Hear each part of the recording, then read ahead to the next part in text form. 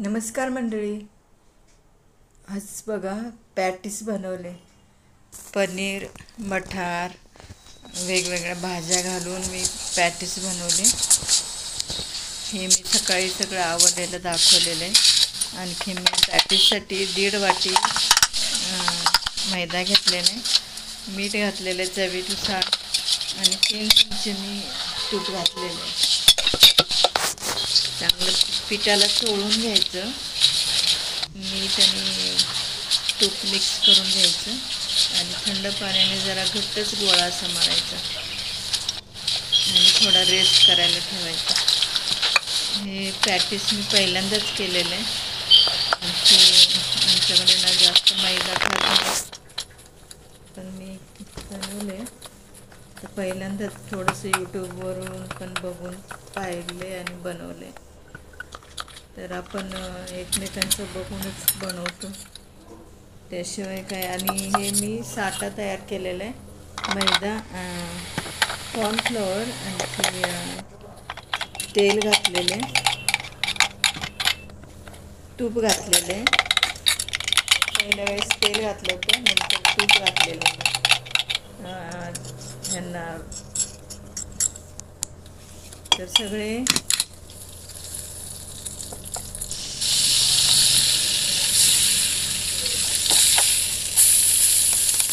बघा मी भाजी बनवून घेतलेली. ते मिरची, आलं, लसूण हे क्रश करून घेतलं होतं, ते घातलेलं. त्याच्यात थोडं तेल थोडं घातलेलं, मटार घातले. या भाज्या मी बारीक केलेल्या आणखी त्या घातलेल्या. तर हे पनीर आहे ना, ते कुस्करून घातलेलं आहे. त्यामध्ये चवीनुसार मी थोडंसं पाणी घातलं, कारण कोबी शिजायला पाहिजे. माझ्याकडे गाजर नव्हतं, जर गाजर असेल तर घाला, कोणती भाजी असेल तर ते घालू शकतो. तर टेस्ट वाढली आहे, छान झाले.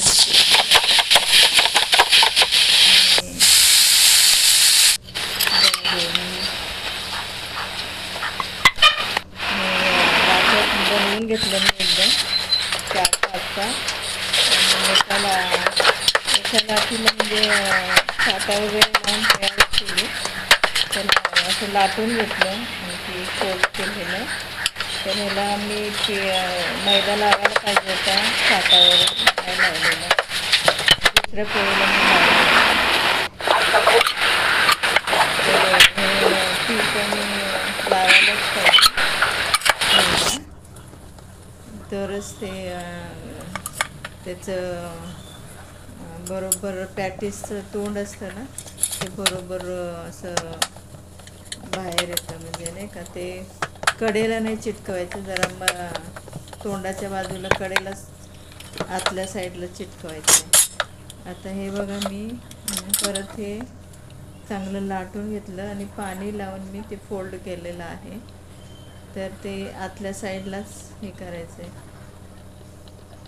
चिटकवायचं आहे, म्हणजे ते पॅटीससारखं फुलून येतं. जर कडेला चिटकवलं तर ते बंद राहतं. पहिल्या वेळेस केलेलं ते बंदच राहिलं आणि मग आपल्याला पहिल्यांदाच केलेलं, त्यामुळे आपल्याला कळतं की कसं करायचं काय.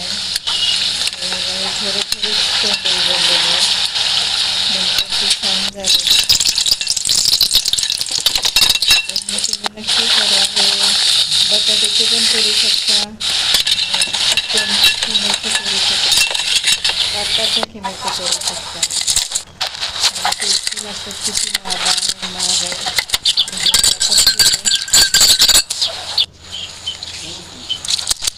घरी केलं तर छान होतात, कुरकुरीत होतात. तुम्ही एकदा नक्की करा. माझ्या चॅनल लाईक, शेअर, सबस्क्राईब नक्की करा.